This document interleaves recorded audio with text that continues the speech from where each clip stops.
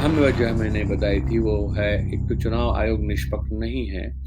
हालाँकि निष्पक्ष ना होने के बावजूद चुनाव आयोग की जो कमिटी है उसमें से चीफ जस्टिस ऑफ इंडिया को बाहर कर दिया है बीजेपी ने। इससे उनसी उनकी मंशा साफ हो जाती है। आशा की किरण यही है कि मैं ये मानता हूँ और मैं पहले से ये बात कहता हूँ कि विपक्ष को चुनाव नहीं लड़ना चाहिए। विपक्ष को चुनाव का बहिष्कार करना चाहिए, जिसकी वजह से इंटरनेशनल कम्युनिटी को और भारत के सारे लोगों को एक जागृति पैदा हो सके और एक आंदोलन, जन आंदोलन खड़ा हो सके कि हमारा मौलिक अधिकार है कि चुनाव निष्पक्ष हो। हमारा मौलिक अधिकार है कि संविधान का हमें हमें सुरक्षा संविधान से मिले। ये सारी चीज़ें अगर नहीं हो रही है, तो हमें ये मानना चाहिए कि ये कुछ हमारे खिलाफ हो रहा है।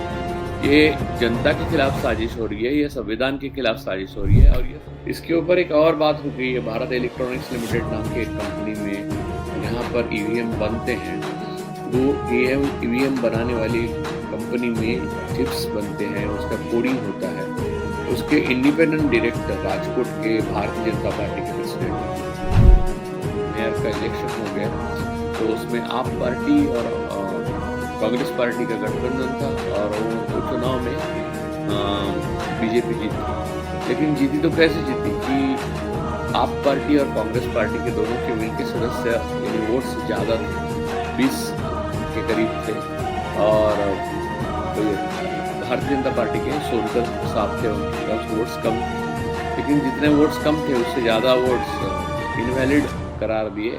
जो चेयर थे, तहसील अधिकारी हुआ करते हैं, वो लोग थे, वो भारतीय जनता पार्टी के थे। और बीजेपी ने ये दिखा दिया चंडीगढ़ में कि आप अगर बैलेट बॉक्स की मांग कर रहे हैं तो ऐसा नहीं है, हम बैलेट पे भी इलेक्शन आपके वोट से इनवैलिड दिखाकर जीत सकते हैं। ऐसा नहीं है कि आप बैलेट बॉक्स के माध्यम से जाएं तो आप इलेक्शन जीत जाएंगे। नमस्ते, बोलता है हिंदुस्तान में आपका स्वागत।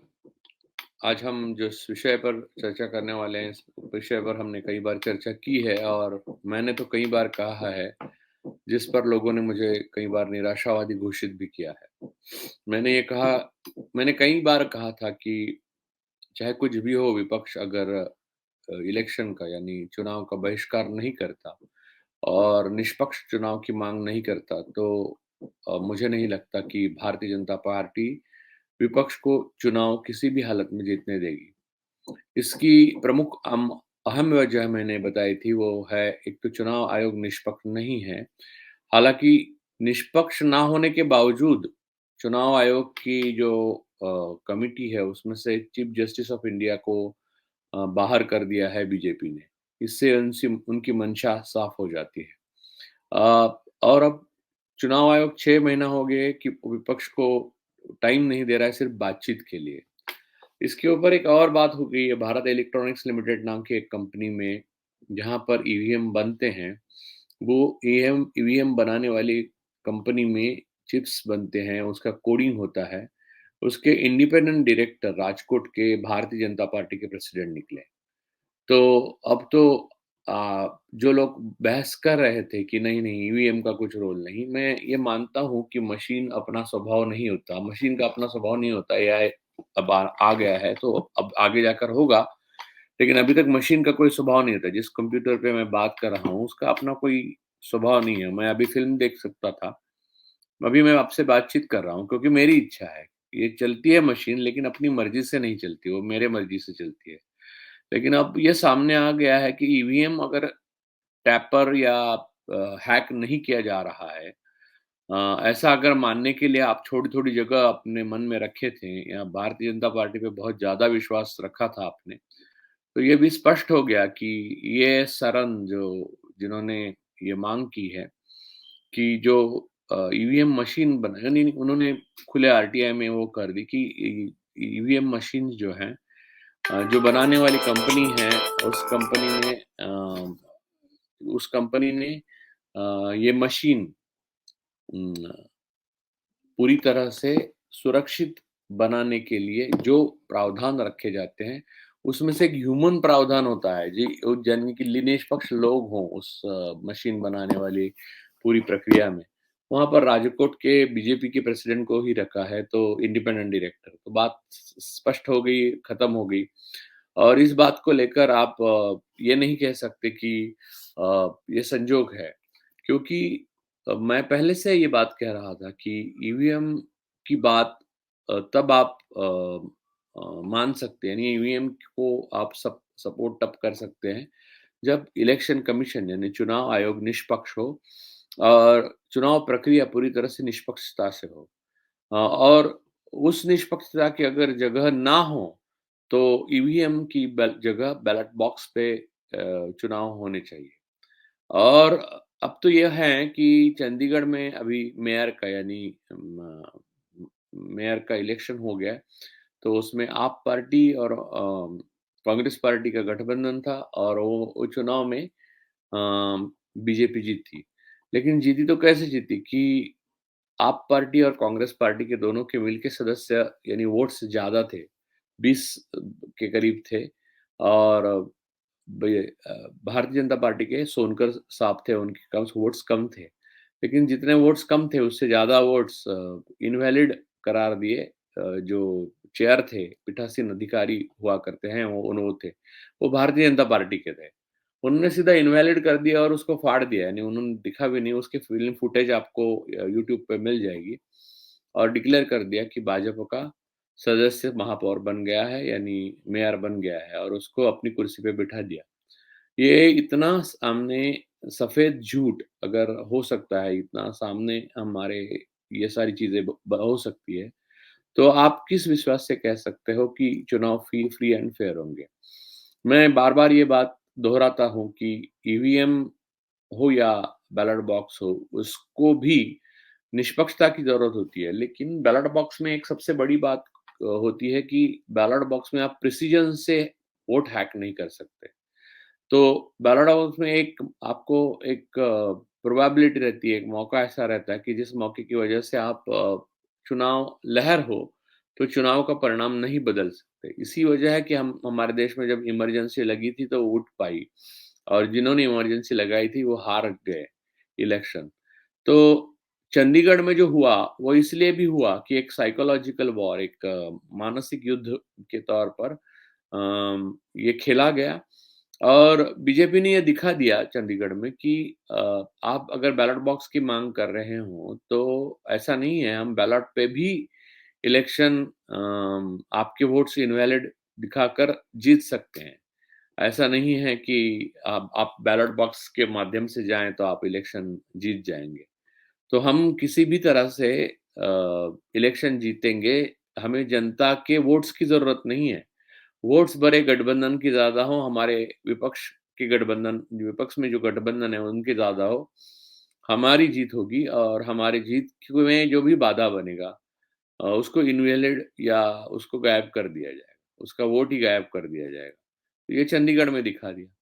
तो अब होप्स क्या हैं? यानी आशा की किरण क्या है? तो आशा की किरण कोई नहीं है। आशा की किरण यही है कि मैं ये मानता हूँ और मैं पहले से ये बात कहता हूँ कि विपक्ष को चुनाव नहीं लड़ने चाहिए। विपक्ष को चुनाव का बहिष्कार करना चाहिए, जिसकी वजह से इंटरनेशनल कम्युनिटी को और भारत के सारे लोगों को एक जागृति पैदा हो सके और एक आंदोलन, जन आंदोलन खड़ा हो सके कि हमारा मौलिक अधिकार है कि चुनाव निष्पक्ष हो। हमारा मौलिक अधिकार है कि संविधान का हमें हमें सुरक्षा संविधान से मिले। ये सारी चीज़ें अगर नहीं हो रही है, तो हमें ये मानना चाहिए कि ये कुछ हमारे खिलाफ हो रहा है। ये जनता के खिलाफ साजिश हो रही है, ये संविधान के खिलाफ साजिश हो रही है और ये साजिश हम नहीं सह सकते। तो इसलिए मैं ये मानता हूँ कि विपक्ष अगर बहिष्कार नहीं करता चुनाव का, तो वो जनशत्रु है, यानी लोगों के प्रति विपक्ष की भी कोई आस्था नहीं है और विपक्ष का जो एक बेसिक कर्तव्य है कि हमारे यानी जनता के जो संवैधानिक अधिकार है, उनकी रक्षा करे, वो रक्षा करने में वो विपक्ष नाकामयाब हो रहा है। मैं ये जानता हूँ कि विपक्ष रास्ते पर आकर नहीं लड़ रहा है। और मैं ये भी जानता हूँ कि ये सारी चीज़ें हो रही है, इतनी बर्बरता के साथ हो रही है, फिर भी विपक्ष नहीं लड़ रहा है, तो उस बात को हम अगर नज़रअंदाज कर भी देते हैं, तो ये बात तो हम नज़रअंदाज नहीं करेंगे कि विपक्ष चुनाव लड़ेगा, फिर हारेगा और फिर जो पॉलिसीज़ या जो वोट्स हमने दिए हैं जिसके खिलाफ वही लागू हो जाएँगी, वही पार्टी सत्ता में आ जाएगी जिसके खिलाफ हमने वोट दिए हैं। क्योंकि हमने जिनको वोट दिए हैं, वो सत्ता में आने को कोई संभावना ही नहीं बचती है। जो चंडीगढ़ के इलेक्शन के बाद तो बीजेपी ने ये स्पष्ट रूप से मैसेज दे दिया है, देशवासियों को, देश की जनता को और सबको, सब नागरिकों को कि भारत के नागरिक, हे भारत के नागरिक, तुम ये समझ लो कि तुम वोट चाहे बैलेट बॉक्स पे कर लो, तुम वोट चाहे ईवीएम पे कर लो या वोट हाथ ऊपर करके या आवाज़ से कर लो, हम अपनी अपनी ही सच करके रहेंगे। तो आएँगे तो मोदी जी ही। ये जो घोषणा 2014 से चल रही थी, वो किस बेसिस पे थी, इसका पूरा यानी आखिरी अंक भी हम देख चुके हैं चंडीगढ़ में। उससे पहले वाला तो है वो जो है कि ईवीएम बनाने वाले, ईवीएम मशीन बनाने वाली, ईवीएम मशीन नहीं, ईवी मशीन बनाने वाली जो कंपनी है भारत इलेक्ट्रिक लिमिटेड, उधर जो इंडिपेंडेंट डायरेक्टर है वही बीजेपी के हैं, तो बस चिप और कोड डालने के लिए हमें बीजेपी की किसी और अन्य किसी की सहायता की ज़रूरत नहीं है और हम ये मान के चलते हैं कि अब ये भी निष्पक्ष नहीं है, वो कंपनी जो बना रही है, वहीं पे बीजेपी का प्रेज़ेंस है, तो हमें इसमें यकीन करना चाहिए कि हर जगह पर, हर स्थल पर और जहाँ-जहाँ हमारे वोट्स जा सकते हैं और जिस मार्ग से जा सकते हैं, वहाँ भारतीय जनता पार्टी अपना सिक्का जमाए बैठी हुई है और भारतीय जनता पार्टी किसी भी हालत में किसी दूसरे को वोट जाने नहीं देगी। वो अपने तरफ ले लेगी। मैंने हमेशा ये माना है और मैंने ये कहा है क्योंकि मैं ग्राउंड पर बहुत विश्वास करता हूँ, लोगों पे बहुत विश्वास करता हूँ। मैं ग्राउंड पर भटकता हूँ, घूमता हूँ, देश में पूरे घूमता हूँ। तो मुझे ये पूरा यकीन है कि भारतीय जनता पार्टी किसी भी हालत में भारत के चुनाव नहीं जीत सकती। अब किसी बल पे नहीं जीत सकती, सिर्फ़ द दबंगाई पे जीत सकती है और सत्ता अपने हाथ में होने की वजह से कोर्ट्स यानी जो सुप्रीम कोर्ट है वो निराशादायी है और उनका परफॉर्मेंस इतना निराशाजनक है कि अब कल चंडीगढ़ का जो मेयर का इलेक्शन हुए, वो इलेक्शन के जो रिजल्ट्स आए, वो रिजल्ट्स के ऊपर अब विपक्ष फिर से कोर्ट में चला गया। तो मुझे लगता है 5 साल बाद वो केस आएगा और तब भी वो पीठ जो होगा, वो कहेगा नॉट बिफोर अस। तो ये खेल चलता रहेगा, तो कोर्ट्स हो या इलेक्शन कमीशन हो या ईवीएम बनाने वाली कंपनी हो, भारत इलेक्ट्रिक लिमिटेड, आप डाल के देखिए, आप गूगल पे डालिए भारत इलेक्ट्रिक लिमिटेड, फिर डायरेक्टर डालिए, फिर इंडिपेंडेंट डायरेक्टर के नाम डालिए, उनमें उन पे क्लिक कीजिए, वो बीजेपी के राजकोट के अध्यक्ष है या नहीं, आप खुद देख सकते हैं। तो ये सारी बातें देखने के बाद आपको ये पता चलेगा कि किसी भी हद तक जाकर सत्ता अपने हाथ में रखने के लिए भाजपा बेकरार है। इसकी वजह भी है क्योंकि वो ऐसे अंधेरे युग में अपने साथियों को और खुद को ले गई है कि जहाँ से वापस आने की कोई संभावना ही नहीं है। अगर बढ़ना ही है तो सिर्फ आगे बढ़ सकते हैं, अगर पीछे आते हैं तो उनको कानून की प्रक्रिया का यानी संवैधानिक कानूनन प्रक्रिया का सारा सामना करना पड़ेगा और ऊपर से नीचे तक कई लोग इसमें फँस जाएँगे। इस देश के संविधान के प्रति और इस देश की अक्षुण्णता और देश की अखंडता और देश की सुरक्षा और देश के टेंडर्स, देश के पीएसयू, इन सब सारी बातों पर कॉम्प्रोमाइज़ जो किया है बीजेपी लीडरशिप ने और बीजेपी के लोगों ने और उसका साथ जो भक्तों ने दिया है, उसका हिसाब उन्हें देना पड़ेगा। इसका भारतीय जनता पार्टी को डर है और उस डर की वजह से वो अफ़ोर्ड नहीं कर सकते कि चुनाव हारें और इसलिए वो किसी भी हद तक अपनी सत्ता का इस्तेमाल करके, मैंने कई बार कहा है कि राजीव गांधी जब प्रधानमंत्री थे तो उनके पास बैलेट बॉक्स पर आकर 404 सांसद थे, 404 सांसद बहुत बड़े, यानी अब आज तक किसी और को मिले नहीं है, तो उनको 404 सांसद थे उनके हाथ में। फिर भी बोफोर्स कांड का जेपीसी उन्होंने बिठाई, बोफोर्स पे चर्चा होने दी। इंडिया टुडे, अरुण पुरी जैसे जो आज के भक्त गोदी मीडिया जो है उनको पूरा अपने खिलाफ छापने दिया, हिंदू में छापने दिया और अपनी सत्ता की गद्दी छोड़ी, जबकि वो बोफोर्स में दोषी थे नहीं। तो अगर राजीव गांधी अगर तय करते तो उनके पास तो 303 नहीं 404 थे। वो इलेक्शन कमीशन से लेके सुप्रीम कोर्ट से लेके हर चीज को दबा देते, कुचल देते, जिस तरह से आज बीजेपी कुचल रही है। लोगों के पीछे IT, ED, NSA, NIA, police सब कुछ लगा देती। आप विपक्ष को नष्ट कर दे सकते थे और बाद में आज विपक्ष ही नहीं होता अगर तब राजीव गांधी तय करते। लेकिन उन्होंने ऐसा नहीं किया, उन्होंने सत्ता लोभ में ऐसा किया नहीं, उन्होंने गद्दी छोड़ना पसंद किया। बाद में उन्होंने शहादत दी अपनी और वो अब नहीं हैं। लेकिन वो बड़े दिल के लोग थे और भारत का लोकतंत्र, भारत का संविधान, तिरंगा और भारत देश, इन सब से उन्हें प्यार था। भारतीय जनता पार्टी को सत्ता से और अपने पार्टी के लोगों के जो कर्म हैं, उनसे बहुत प्यार है और उससे ही उनको अंधा उसने ही उनको अंधा बना दिया है। तो अब ईवीएम और बैलेट बॉक्स, दोनों में अगर आप तुलना करें तो ईवीएम से बैलेट बॉक्स आज भी सुरक्षित है। सुरक्षित क्यों है उसके ऊपर हम कभी किसी और दिन बात करेंगे। लेकिन मैं इतना ही कहूँगा कि बैलेट बॉक्स में, हालाँकि चंडीगढ़ में जो हुआ, वो एक मैसेज था, वो साइकोलॉजिकल वॉर में कि लोग बैलेट बॉक्स की माँग कर रहे हैं, तो बीजेपी दिखाना चाहती है कि आप चाहे बैलेट बॉक्स में ले लो इलेक्शन, हम वो भी छीन के आपसे ले सकते हैं। लेकिन असल में वैसा नहीं हो सकता। पूरे देश में अगर बैलेट बॉक्स में इलेक्शन होते हैं, तो वोटों की गिनती के समय प्रिसिजन से कोई भी वोट टैम्पर या हैक नहीं कर सकता, जैसे ईवीएम में किया जा सकता है। और ईवीएम में किया जा नहीं सकता, ये अगर कहने वाले लोग थे, वो तो अब भारत इलेक्ट्रिकल लिमिटेड की वेबसाइट पे जाके देखें।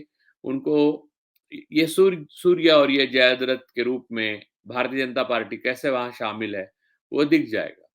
तो आप अगर विपक्ष अभी भी ईवीएम से लड़ना चाहता है इलेक्शन लोकसभा के, तो ये मानना चाहिए कि भारतीय जनता की गुलामी के लिए, यानी वेस्ट इंडिया कंपनी जो अडानी एंड कंपनी जो है, उनकी गुलामी के लिए जल, जंगल, जमीन उनके पास गिरवी रखने के लिए, देश के पीएसयूज गिरवी रखने के लिए, देश के पैसे जो है वो गिरवी रखने के लिए विपक्ष जिम्मेदार है। सत्ता पक्ष तो पार्टी डायरेक्ट है, वो लोग तो कर ही रहे हैं।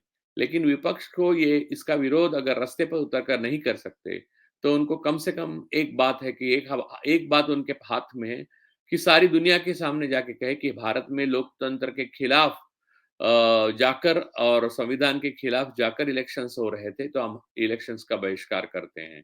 अगर ये विपक्ष ये नहीं करता, तो मुझे ऐसा लगता है कि विपक्ष हमारी, यानी हम, we the people of India, हम भारत के नागरिकों की गुलामी के आने वाले दिनों में जो गुलामी हमें सहनी पड़ेगी, उसके ज़िम्मेदार होगी।